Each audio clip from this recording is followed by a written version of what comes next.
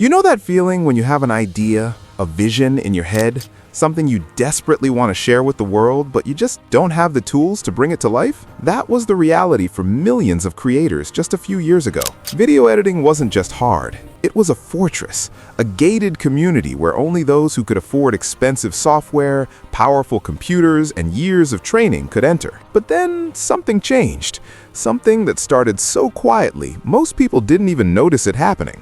A little app with a simple name appeared in the app stores, CapCut, and it would go on to do something that seemed impossible. It democratized video editing, made it accessible, made it free, and in doing so, it changed the entire landscape of content creation forever. This is the story of how an app nobody saw coming became the most downloaded video editing tool on the planet, how it earned the trust of millions, and how it managed to introduce paid features without losing the very people who made it successful. This is the story of CapCut. Let's rewind. 2019. TikTok is exploding. Short-form video is becoming the dominant form of content on the internet. Kids, teenagers, young adults, even grandparents are pulling out their phones, dancing, lip-syncing, sharing slice-of-life moments. But here's the thing that nobody talks about enough. Creating those videos was harder than it looked. You'd film your clip, maybe it was a transition, maybe a before and after, maybe a comedy sketch, and then you'd stare at your phone, overwhelmed. How do you cut it? How do you add music that syncs perfectly with the beat? How do you add those smooth transitions everyone else seems to nail effortlessly? How do you add text that pops at just the right moment? Sure, there were apps, iMovie if you had an iPhone, but it felt clunky for short videos. InShot, which was okay but limited. Adobe Premiere Rush, which required a subscription most people couldn't justify. And then there were the desktop programs, Final Cut Pro, Adobe Premiere, which cost hundreds of dollars and required you to watch 30-minute YouTube tutorials just to understand the interface. So what did people do? They compromised. They posted videos that were good enough. Not great, not what they imagined, just good enough. And deep down, they knew it. You could feel it in the comment sections. Sorry for the bad editing, I tried my best. Wish I knew how to edit better. The barrier wasn't talent, it wasn't creativity, it was access. The tools existed, but they weren't built for the new generation of creators. They were built for professionals, for studios, for people who had time and money to invest in the craft. And that's where the opportunity lived, in that gap, in that frustration. Enter ByteDance, the same company behind TikTok. Now here's where it gets interesting. ByteDance understood something fundamental about their platform. TikTok wasn't just a place to watch videos, it was a place to create them. And if people couldn't create easily, the platform would stagnate. Simple as that. So, in April 2020, right as the world was locking down because of a global pandemic, ByteDance launched something they'd been quietly developing. In China, it was called Jiaying. In the rest of the world, it became CapCut. And here's the genius move.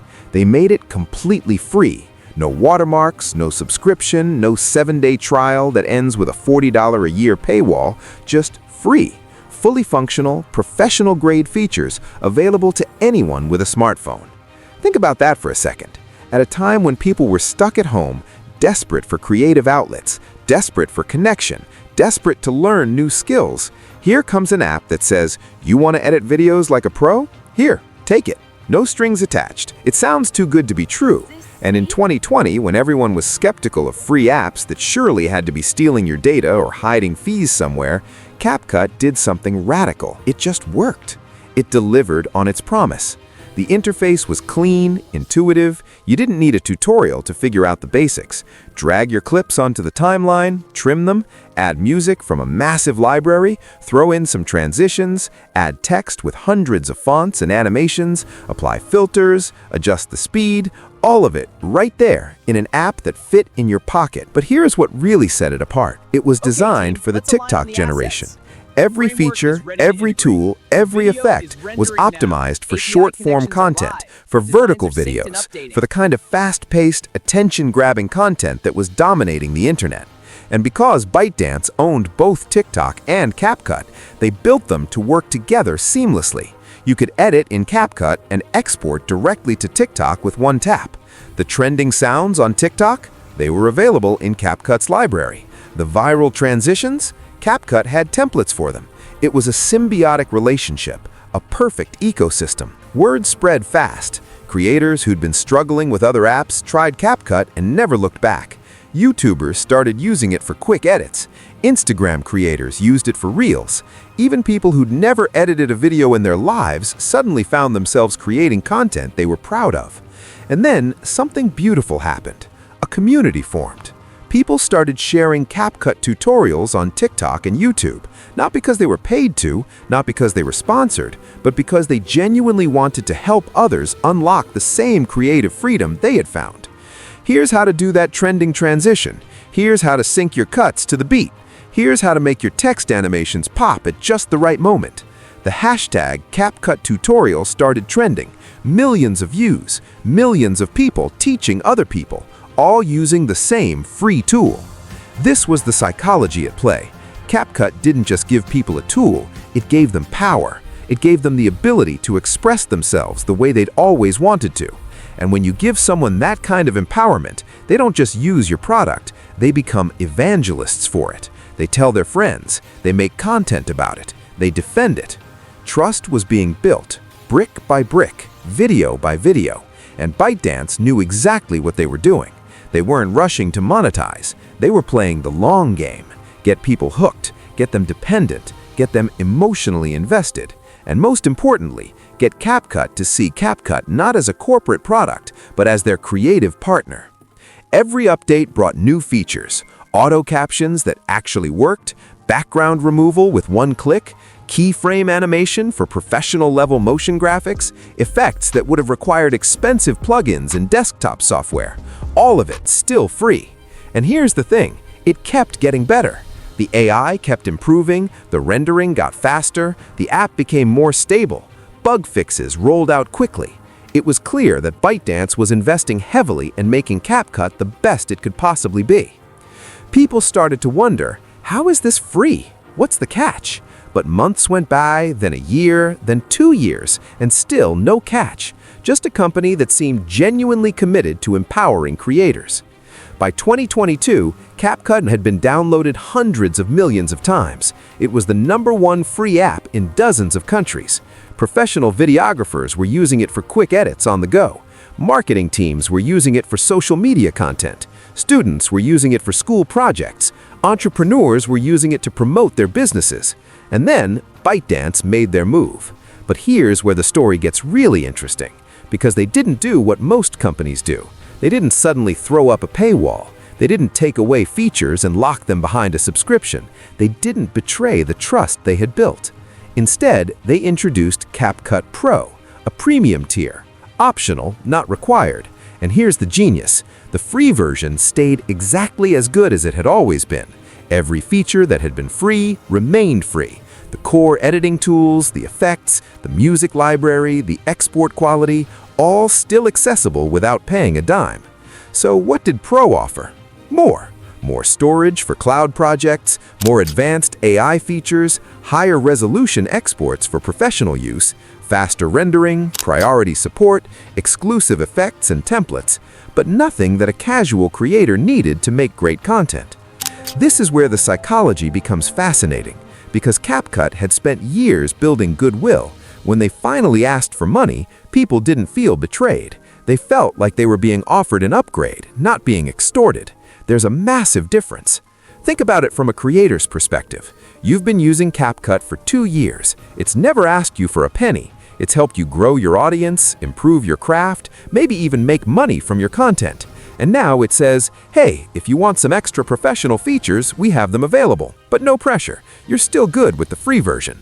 That's not a bait and switch. That's a value proposition. And creators responded accordingly.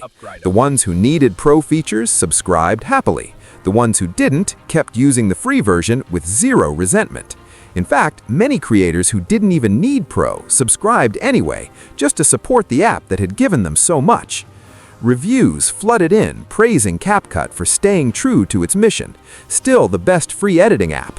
The Pro features are great, but you honestly don't need them. Finally, a company that doesn't force you to pay. ByteDance treaded the needle perfectly. They monetized without alienating.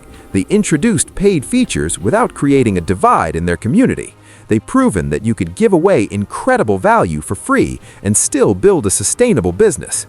But the story doesn't end there, because CapCut continued to evolve. They added desktop versions for Windows and Mac, free as well, bridging the gap between mobile and professional editing. They introduced collaborative features, letting teams work on projects together. They integrated AI tools that could generate subtitles in multiple languages, remove backgrounds with one click, and even suggest edits based on your content. The connection with TikTok became even stronger. Trends that went viral on TikTok were instantly available as templates in CapCut. If a certain editing style took off, CapCut would have a tutorial and template ready within days. It was like they were anticipating what creators needed before creators even knew they needed it. And through it all, they listened. When users requested features, CapCut delivered. When bugs were reported, they were fixed. When new trends emerged, CapCut adapted. This wasn't a company treating its users as revenue streams. This was a company treating its users as partners in building something meaningful. Today, CapCut is more than just an app. It's a movement. It represents a shift in how we think about creative tools. For decades, the message was clear. If you want professional results, you need professional tools. And professional tools cost professional money. CapCut shattered that belief. Walk into any college campus, any coffee shop, any co-working space, and you'll see people editing on CapCut. Some are creating content for fun. Some are building businesses. Some are just learning. But they're all doing it with a tool that doesn't discriminate based on budget. There's something deeply emotional about that, about knowing that a kid in a small town with a dream and a smartphone has access to the same editing tools as a content creator in Los Angeles with a studio. That's not just good business, that's democratization of creativity, and it matters. So, what can we learn from CapCut's story? What's the takeaway from this incredible rise? It's this: trust is earned, not bought. CapCut could have done what every other company does: launch with a free trial, hook users, then squeeze them for subscriptions. But they didn't. They gave and gave and gave, building genuine goodwill. And when they finally asked for something in return, people were willing because the relationship felt fair. It's about understanding your audience. ByteDance knew that the TikTok generation didn't want complicated. They wanted fast, intuitive, mobile first. So that's what they built.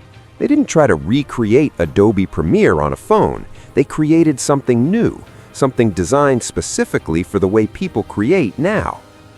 It's about the long game. CapCut wasn't profitable for years, but ByteDance believed in the vision. They believed that if they built the best tool and made it accessible, everything else would follow.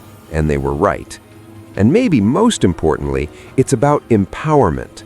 CapCut didn't just give people software, they gave people possibility.